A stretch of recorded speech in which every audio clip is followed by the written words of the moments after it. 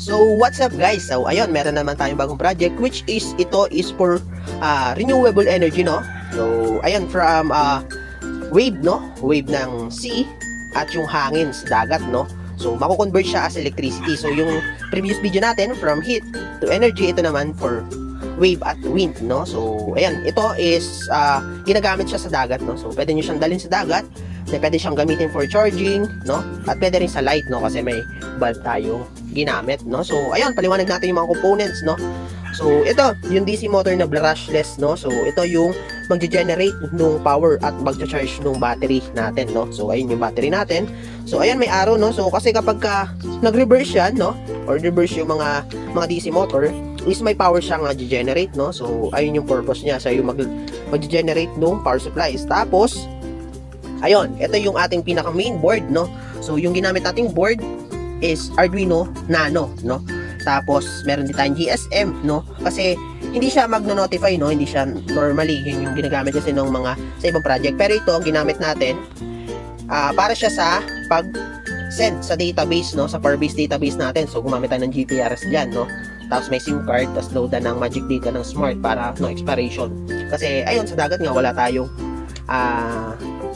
signal, no? O mahinang signal natin doon. So, pero yung mga smart or yung mga SIM card is medyo malakas, pero yung mga wifi medyo mahina, no? Kasi yun, may monitoring tayo kung ilan yung nakakuha nitong supply at ilan na lang yung charge ng battery, tapos yung wave altitude o yung taas ng wave kasi may monitoring din tayo doon. So, may ultrasonic tayo po doon, no? Na waterproof, no? Para hindi siya maabot, no? Kasi para ma-notify agad tayo na masyado na mataas, no? Halimbawa, nagpa-party tayo, ngari, outing natin, wag masyado mataas yung wave. Siyempre, baka maabot yung system natin, masira, no?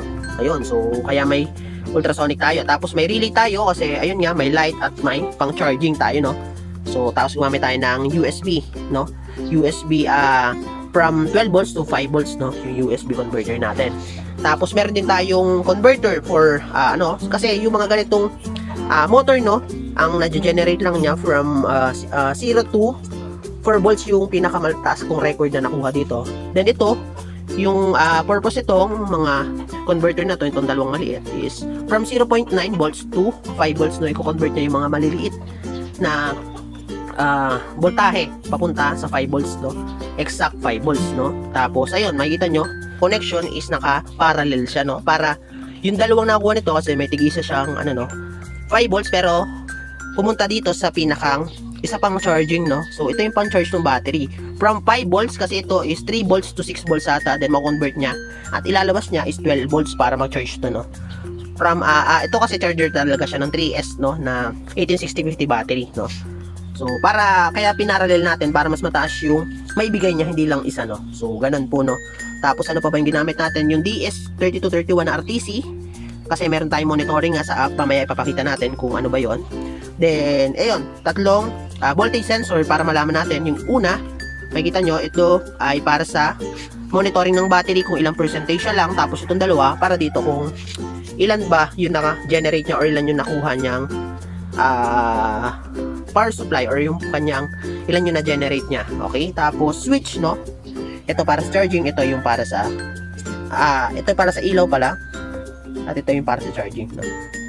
Or baliktad, mamaya na lang natin makikita, no? Tapos ito, yung converter, kasi yung isa, itong nasa taas, para sa 4.1. Kasi from 12 volts, convert natin sa 4 volts para sa ating GSM. Tapos itong isa, yung isa pa is para dito, 9 volts, no? Then, all in all, ayun naman, relay na paliwanag natin. Ayun, so start tayo, no? Open natin yung app, no? Ito yung ating app, okay? So, easy electricity. So, ano lang yan, no? Easy. Kasi madali. Yan. Tapos ito, may email address tayo. Tapos, so, pwede tayo mag-sign up. Ito naman, no? Magsasend siya ng, sa'yo, no? Sa Gmail mo. Okay? So, pero may Gmail na tayo. Yan. So, type mo lang yung Gmail mo. Tapos, password natin. Yan. Pwede mo makita. Hehehe. Okay? So, ayun. Makikita natin. Never save, no? Okay. So, ito. Yung na-generate natin. Okay? Tapos yung wave altitude, tapos yung battery, tapos ito yung hourly history kasi monitor mo kada oras kung ilan na lang yung nakain or ilan yung nakuha niyang power supply, kung ilang nadagdag. Okay? Tapos daily. Okay? Makikita mo yung ilang voltage, yung 0.08, tapos kung ilan yung percentage na nadagdag niya sa, same with this one, okay? Okay, so paikutin natin, no? So makikita nyo may arrow, no? Pag pinaikot nyo yan na malakas, ayan, makikita mo, magbublo yung ano, no? Yung charging, okay?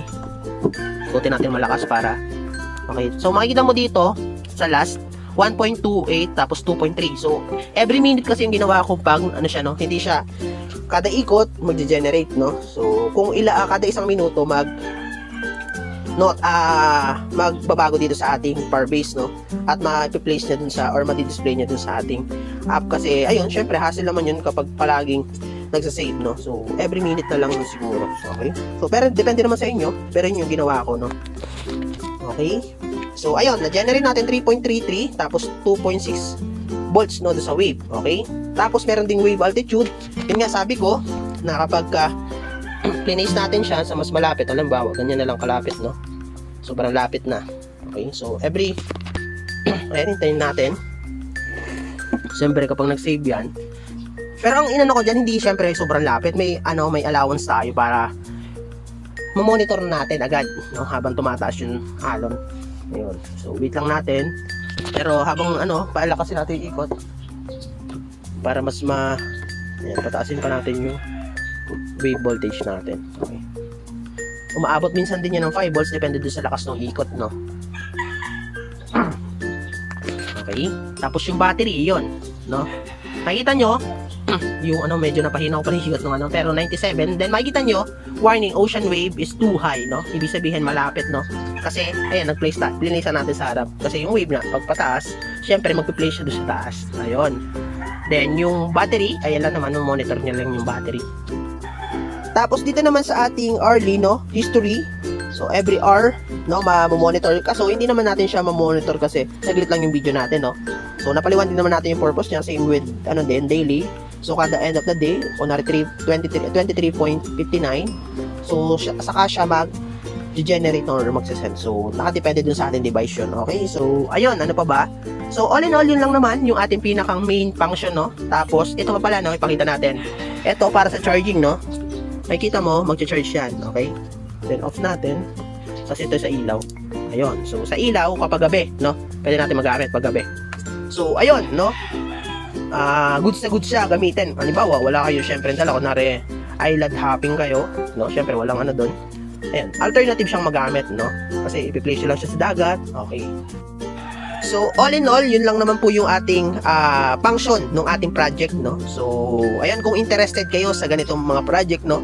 So, gumagawa po tayo ng mga projects like thesis, ayun. So, depende po sa inyo. Kung may gustuhan kayo sa ating mga previous videos, so, message nyo lang po ako doon sa ating ilalagay na contact info doon sa last part ng video tsaka sa description, no? So, mas better po sa Facebook nyo ako kontakin kasi doon ako mas active, no? So, ayun. Thank you guys sa panonood and God bless po sa inyo palagi.